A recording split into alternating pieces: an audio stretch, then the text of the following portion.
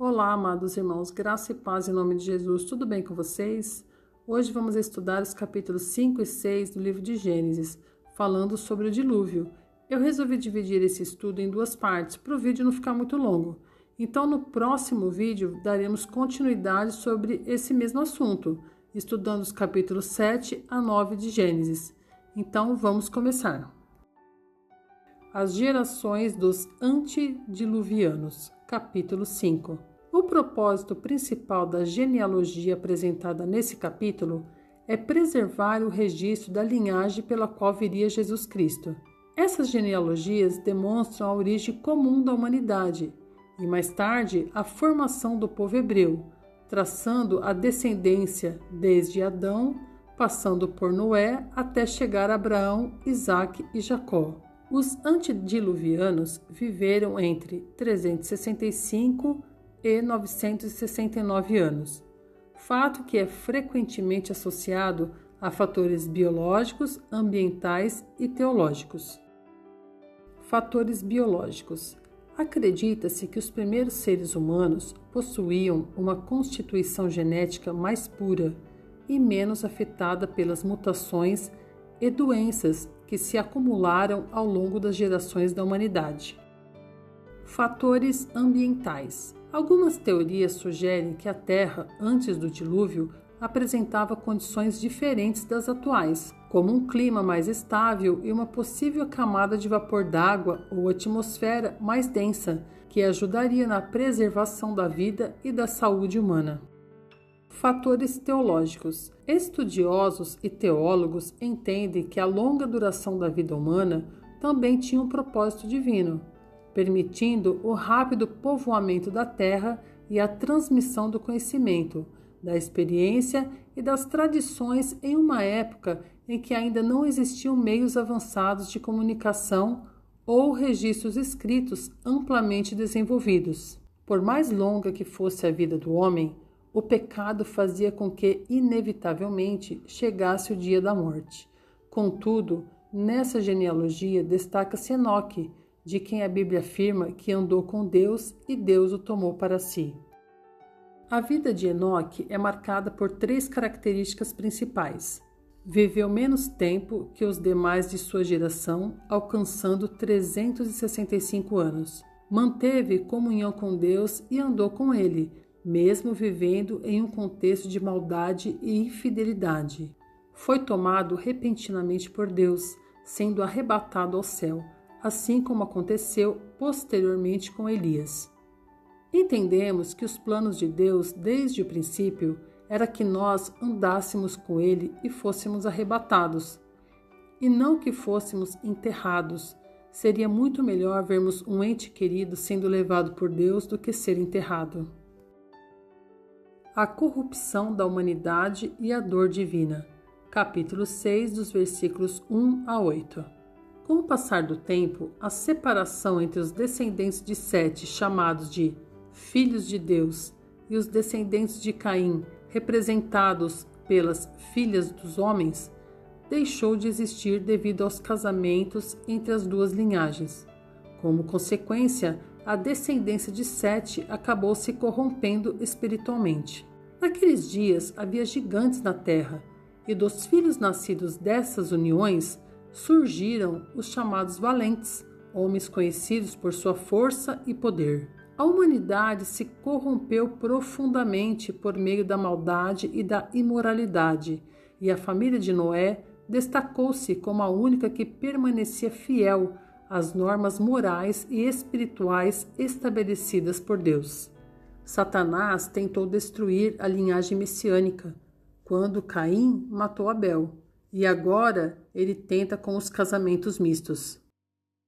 A corrupção e a violência da humanidade trouxeram tanta tristeza ao coração de Deus que ele se arrependeu por haver criado o homem e decidiu trazer juízo sobre a terra e destruí-la. No sentido da palavra, se arrependeu quer dizer se decepcionou, se entristeceu.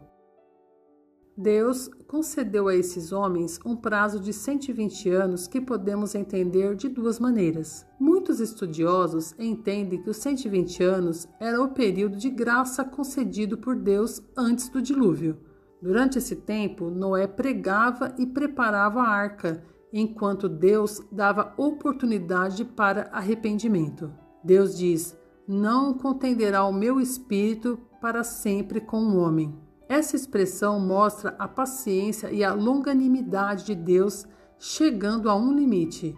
Deus estava dando oportunidade para arrependimento. Se não o fizessem, retiraria deles o seu espírito. Outra interpretação afirma que Deus estaria estabelecendo um limite gradual para a duração da vida humana após o dilúvio de 120 anos. O propósito do dilúvio foi ao mesmo tempo destrutivo e restaurador. A linhagem da mulher corria o risco de desaparecer em meio à crescente maldade da humanidade. Por isso, Deus trouxe juízo sobre aquela geração corrupta e preservou uma nova descendência por meio de Noé e sua família. Além disso, o dilúvio representou o julgamento divino contra uma geração que havia rejeitado a justiça, a verdade e os caminhos de Deus. Isso nos ensina que a paciência de Deus tem limites.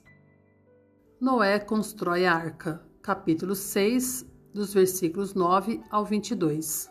Noé quer dizer descanso, consolo. Lameque, seu pai, provável tinha a promessa de Gênesis, capítulo 3, versículo 15, no seu coração.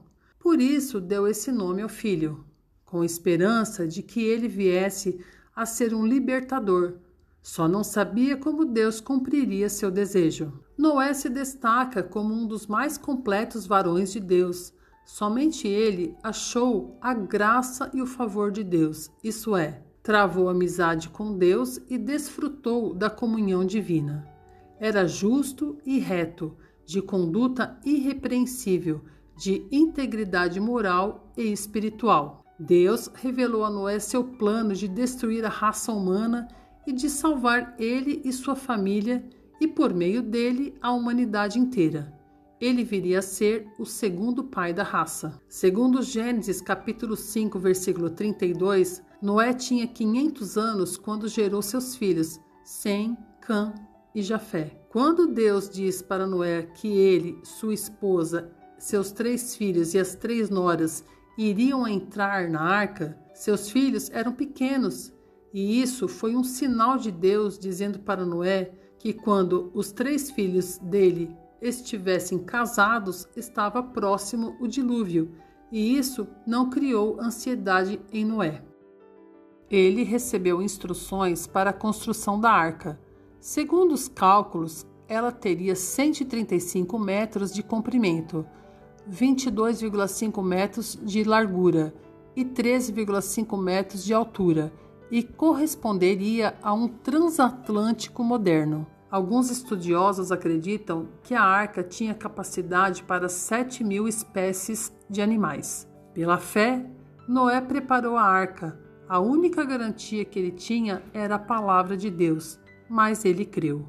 Enquanto construía a arca, ele pregava ao povo, mas ninguém lhe deu atenção. Provável que ele e seus filhos eram alvo de zombarias, porém não vacilaram em sua fé. Conforme tudo o que Deus lhe mandou, assim o fez. Gênesis capítulo 6, versículo 22. E agora algo para refletirmos. Como a vida de Enoque nos inspira a permanecer fiéis em meio a uma geração corrompida? É possível permanecer fiel a Deus mesmo quando a maioria escolhe o caminho errado? Tenho influenciado o mundo ou permitido que o mundo influencie minha fé? Como posso permanecer firme em meio a uma geração distante dos princípios de Deus? Então é isso, pessoal. Esse foi o estudo de hoje. Eu espero que vocês tenham gostado. E se você gostou, compartilhe com alguém que também deseja aprender da palavra de Deus. Um grande abraço e que Deus os abençoe.